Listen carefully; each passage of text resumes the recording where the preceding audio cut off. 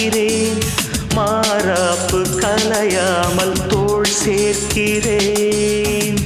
இப்போது தத்தளிக்கிறாள் இந்த மகாராணி, எப்போது பள்ளி கொள்ளுமோ இளைய மலர் மேனி. பருவக்கனியே பன்னீர் குளமே, நாம் காட்சிகள் காண்பதும் மோட்சங்கள் போவதும் இன்னும் 2 தினமே. உன் புன்னகை போதுமடி, சில பூக்களும் பூக்குமடி.